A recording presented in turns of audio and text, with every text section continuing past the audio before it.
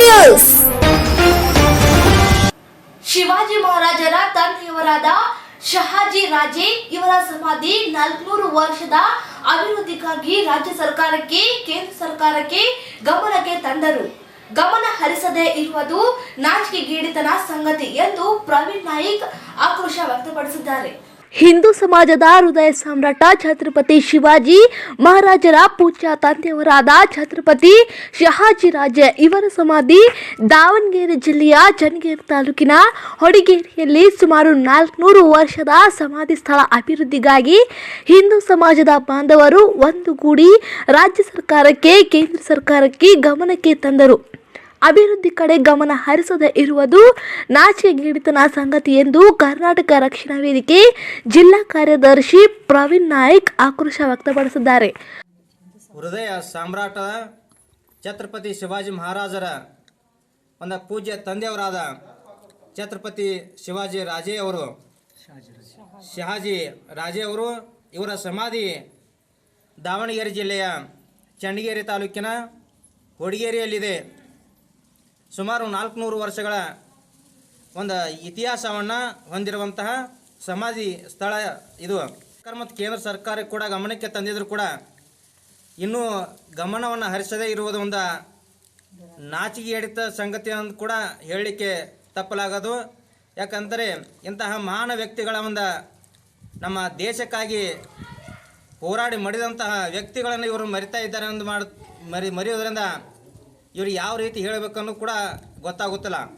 ರಾಜೇ ಸಮಾಧಿ ಒಂದು ಅಭಿವೃದ್ಧಿಗಾಗಿ ರಾಜ್ಯ ಸರ್ಕಾರ ಮತ್ತು ಕೇಂದ್ರ ಸರ್ಕಾರ ಒಂದು ಎಚ್ಚೆತ್ತುಕೊಂಡು ಒಂದು ಅಭಿವೃದ್ಧಿಗಾಗಿ ಮುಂದಾಗಬೇಕೆಂದು ಕೂಡ ಸಮಸ್ತ ಜನರ ವತಿಯಿಂದ ಒಂದು ಮನವಿಯನ್ನು ಕೂಡ ನಾವು ಮಾಡಿಕೊಳ್ತಾ ಇದ್ದೇವೆ. ದಿವಸ ಹಿಂದೂ ಸಮಾಜ ಚಿಕ್ಕೋಡಿ ಜಿಲ್ಲಾ ಒಂದು ಶಿವಸೇನಾ ಜಿಲ್ಲಾಧ್ಯಕ್ಷರಾದ ದಾದಾ ಸಾಹೇಬ್ ಪಾಟೀಲ್ ಹಾಗೂ ಸಂಚಾಲಕರಾದ ರೂಪಾಲಿ ದಾದಾ ಸಾಹೇಬ್ ಪಾಟೀಲ್ ಅವರು ಕೂಡ ಅನೇಕ ಸಲ ಎಲ್ಲ ಶಾಸಕರಾಗಲಿ ಸಂಸದರು ಕೂಡ ಒಂದು ಮನವಿಯನ್ನು ಸಲ್ಲಿಸಿದ್ದಾರೆ.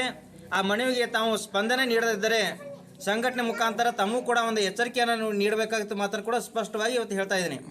ಅವರು ಮಾಧ್ಯಮದವರ ಜೊತೆ ಮಾತನಾಡಿ ಹಲವು ಬಾರಿ ಜನಶಾಸಕರಿಗೆ, ಸಂಸದರಿಗೆ, ಸಚಿವರಿಗೆ ಮನವಿ ಸಲ್ಲಿಸಿದರು.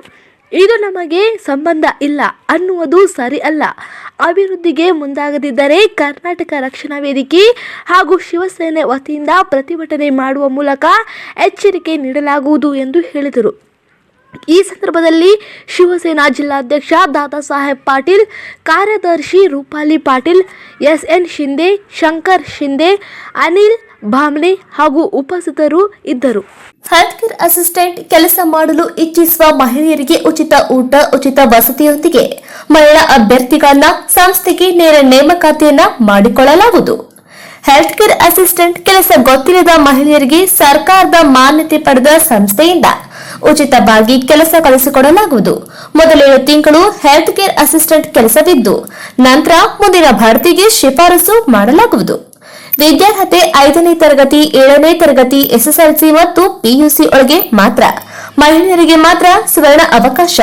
ವಯೋಮಿತಿ 18 ರಿಂದ 25 ವರ್ಷದ ಮಹಿಳೆಯರಿಗೆ ಮಾತ್ರ.